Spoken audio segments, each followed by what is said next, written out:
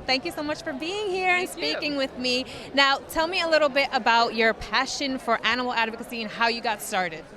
Well, I feel like I've always had a special connection with animals. I didn't speak English growing up, so Greek was my first language, and so I just talked to my animals, and they were my only friends. And I feel like that's kind of been a consistent thing, the talking to animals. And for the last 20 years here in LA, I've really focused on rescuing and working with various organizations and spreading the message about adoption. I've worked with the Sheldrick's Wildlife Fund in Africa on orphaned elephants. So it's a mishmash of so many different things, but the basis of it is animals need us and we need them, and we're better together. And I love them, and I want to do everything I can with my platform and my voice to help them.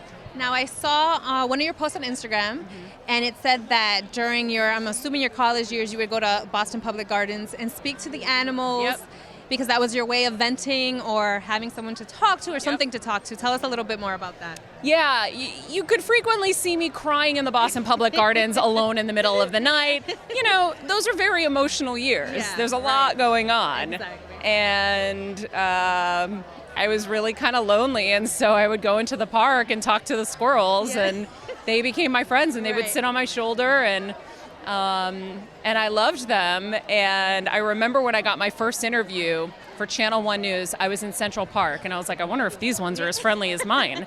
And so I'm interviewing with this producer, and I was like, hey, so I talked to squirrels, I talked to animals, and he was like, what? And the squirrel comes up, and I'm like, please don't bite me, little guy. My guy's in Boston, don't bite me. Anyway, and the squirrel came really close, and the producer said, all right, I really like you. Don't tell anyone about this part of the interview. And I was like, okay. And so I ended up getting the job and moving to LA. And so I feel like I have to thank the animals for that, because even though it was a little kooky and zany, I think he appreciated the genuineness of the moment. Right.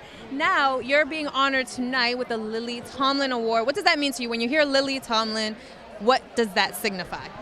I mean, it signifies so much, obviously, in the industry, her career, but also her work with animals. She's an amazing human, and I'm honored to get this award. And yeah. When did you decide I'm going to use my platform to advocate for animals?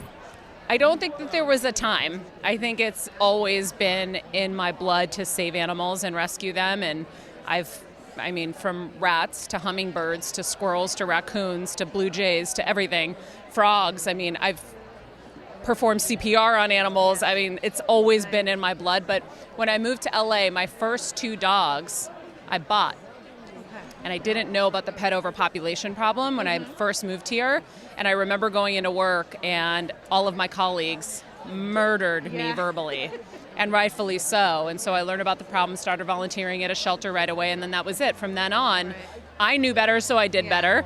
And I've always encouraged people to do the same, and to realize that the shelter isn't a place where people are just dumping animals. They're there by, unfortunate circumstances at times, and there are so many beautiful, special souls that I've been lucky enough to be a mom to. Yeah. And so, Has an animal ever rescued you?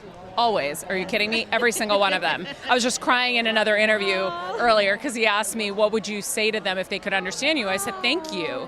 Because they've been, oh my God, I'm going to cry again. Shoot, I thought if I said it again, I wouldn't cry. They're my best friends. They're my protectors. They're my healers. When I was recovering from brain surgery, my poodle never left my side. I love them. That's beautiful. So, yeah. We got it. Again. All right, let's lighten it up. Okay. What is your spirit animal? Ooh, my spirit animal.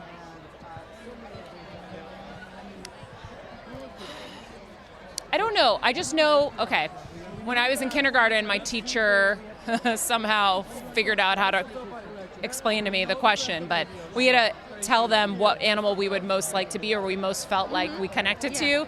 And I chose an elephant. Everyone else picked puppies and kittens and bunnies, and I was like an elephant. I think it's because they're gentle giants. Yeah. So I think it's an elephant. We'll go with that. I'd like to be a gentle giant. Good for you. Don't hurt people I love. Yeah, exactly. But I'm really gentle. Good for you. But if you do. Yeah, exactly. You have the force Yes. do something back, right? Yes. Well, thank you so Thank much. you. I appreciate this. The fact that you advocate for animals on your platform means the world to me.